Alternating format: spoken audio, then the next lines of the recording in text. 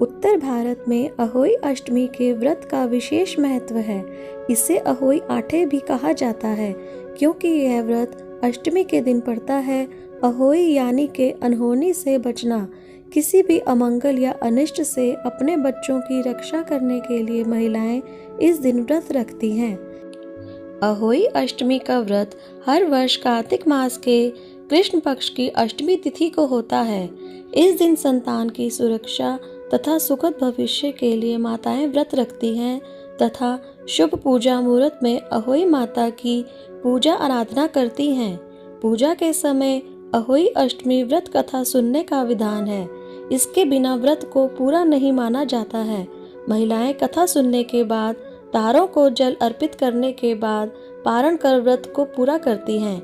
आइए जानते हैं कि अहोई अष्टमी की व्रत कथा क्या है।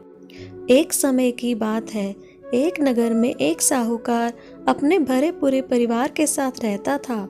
उसके 7 बेटे, 1 बेटी और 7 बहुएं थी।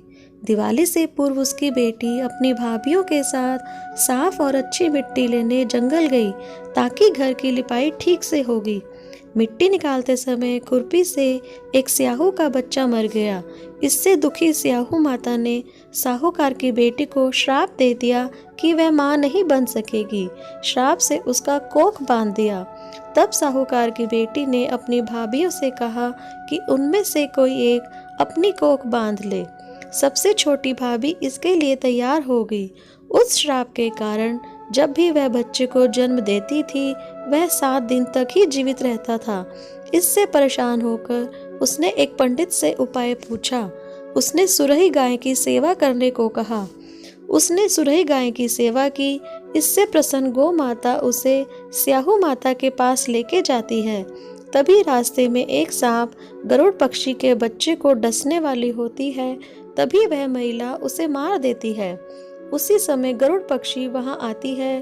उसे लगता है कि उस महिला ने उसके बच्चे को मार दिया है। वह महिला के सिर पर चोंच मारने लगती है। तब महिला बताती है कि उसके बच्चे सुरक्षित हैं।